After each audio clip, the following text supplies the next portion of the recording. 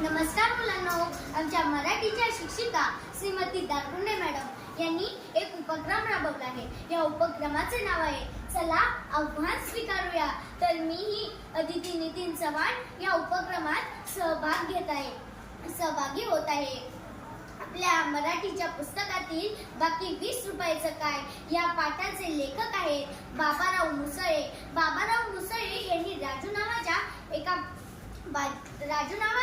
एका मुलाचे खूप छान प्रकारे चित्र रेखाटन केले आहे। तर मी तुम्हाला आज या पाठाचे गोष्टी रूप सांगणार आहे। राजू नावाचा एक मुलगा होता। त्या मुलाची आई पोटाच्या कर्करोगाने कॅन्सर सेंटरच्या मध्ये दाखल झालेली होती। त्या दवाखान्याच्या शेजारीच एक कार्यालय होतं आणि त्या कार्यालयामध्ये विकास सर काम करत होते। राजूला आपल्या आईजवळ दिवसभर बसण्याचा खूप कंटाळा येईल, म्हणून राजू आईला विचारून बाहेरच फिरे। एक दिवस राजू असाच आईला विचारून बाहेर फिरायला गेला। तेव्हा त्याच्या लक्षात आले की काही पेशंट सोबत आलेले नातेवाईक भुकेने व्याकुळ होऊन दुसऱ्यांसमोर हात पसरवतात।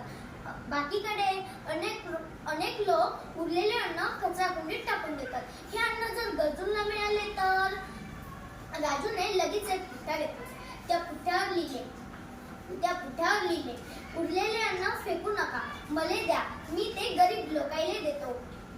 आणि त्या पुठ्ठ्याला राजूने दोरी बांधली आणि ती जी पाटी होती ती त्याने गळ्यात अडकवली। विकास सरांची मेवणी सुद्धा कॅन्सर सेंटरच्या मध्ये दाखल झालेली होती। त्यामुळे विकास सरांची रोज तिथे त्या दवाखान्यात चक्कर होईल। एक दिवस विकास सर त्यांच्या मेवणीला डबा घेऊन आले, तेव्हा तिथे एक मुलगा आला। त्या मुलाच्या गळ्यातली पाटी वाचून विकास सरांना आश्चर्यच वाटले। मग विकास सरांनी त्याला थोडेसे बाजूला घेतले, त्याला विचारले, तुझे नाव काय, तुझे गाव काय, तू इथे कशासाठी आलास, तू का आलास, सर्व काही विचारून घेतले। आणि मग विकास सरांची आणि राजूची चांगल्या प्रकारे ओळख झाली। एक दिवस विकास सरांना कार्यालयात जायला खूपच उशीर झाला। मग त्यांनी पाण्याची बाटली घ्यायचीच विसरून गेले।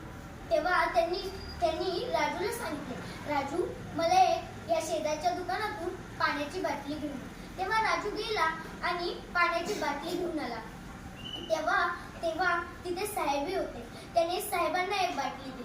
तेव्हा साहेब म्हणाले, सुट्टे नाहीत माझ्याकडे, 100ची नोट आहे, देऊ का?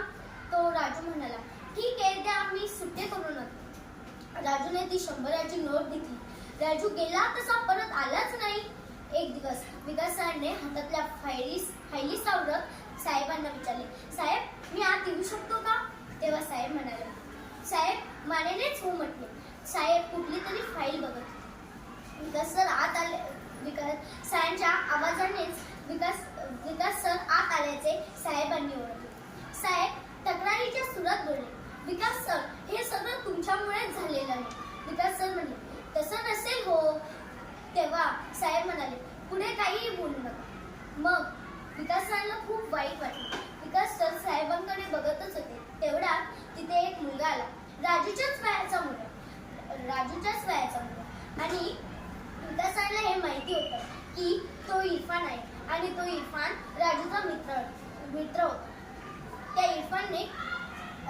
इरफानने साहेबांना 100ची नोट त्यांच्या हातात दिली आणि म्हणाला, राजूने ही नोट तुमच्याकडे द्यायला मला सांगितलेली आहे। मग साहेब म्हणाले, पण राजू कुठे आहे? मग त्या इरफानने सर्व काही सांगितले। इरफान म्हणाला, त्याच्या आईची दवाखान्यातून सुट्टी झाली म्हणून तो त्यांच्या गावी गेला। साहेब विकास सरांच्या चेहऱ्याकडे बघू लागले आणि मग साहेब म्हणाले, पण बाकी 20 रुपयाचं काय? असा हा पाठ आहे।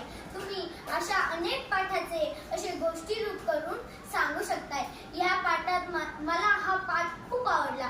हा पाठ तुम्हीही अशाच प्रकारे याचं गोष्टी रूप करून सांगू शकता। धन्यवाद। नमस्कार मुलांनो, आमच्या मराठीच्या शिक्षिका